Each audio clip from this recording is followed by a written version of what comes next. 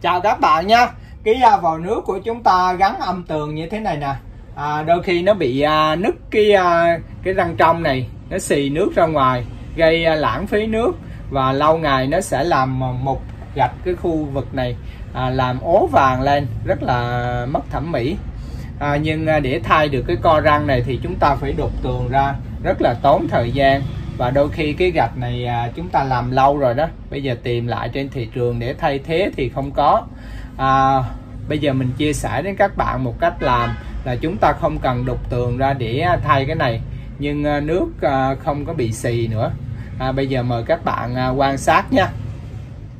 Bây giờ chúng ta tháo cái vòi nước này ra và sử dụng cái khoan kiến này các bạn nè. Cái vòi này thường là sử dụng cái răng trong 21 nè. Bây giờ chúng ta sử dụng cái mũi khoan kiến phi 45 để chúng ta khoét cái lỗ này cho nó rộng ra nè. Chúng ta đặt lên làm dấu và khoét một cái lỗ cho nó rộng ra. Cái mũi khoan kiến này dùng để khoan vào mặt gạch men được ha.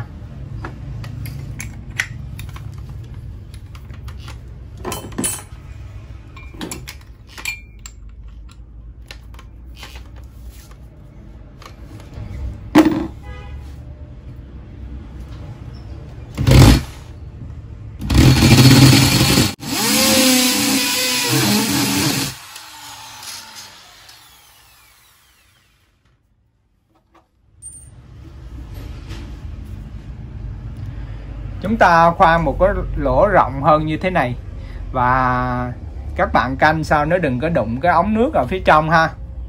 Và bây giờ chúng ta đổi qua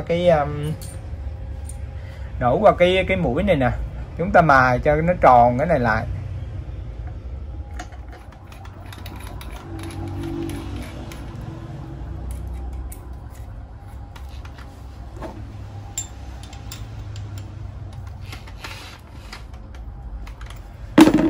Các bạn sử dụng cái mũi khoan kiến nhỏ này nè, chúng ta mài mấy cái góc cạnh này cho nó bằng, nó tròn, với lại nó tròn lại, nó tròn đều lại ha.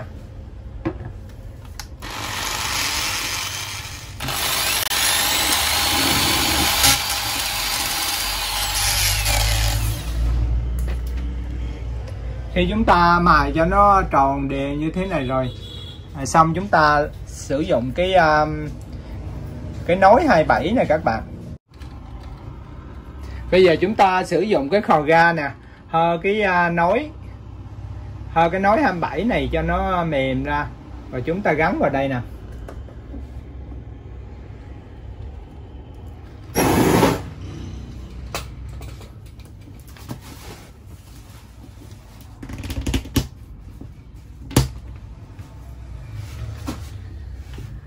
Gắn sát vào, đợi một lúc thì nó sẽ cứng lại, và chúng ta tháo ra,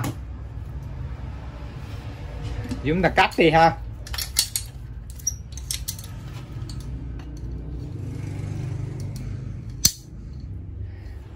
Cắt cái lớp này đi nè.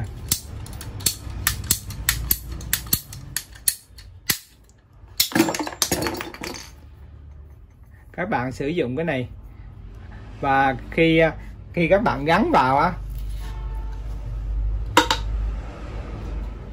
chúng ta bôi keo vào, bôi keo của cái mặt trong của cái nối 27 này và mặt ngoài của cái răng trong này. Xong rồi chúng ta gắn vào, và các bạn nhớ là gắn vào đúng vị trí giống lúc hồi nãy ha.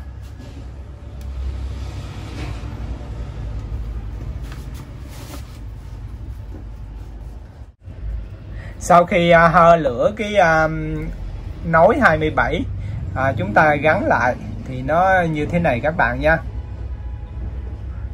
Chúng ta dán keo xung quanh và trít lại thì nó sẽ chắc chắn không có bị xì nước nữa. Còn ở cái lỗ này nè, các bạn có thể sử dụng keo trà ron hoặc là xi măng trắng, chúng ta trám lại. Và bây giờ chúng ta vặn cái vòi vào trở lại.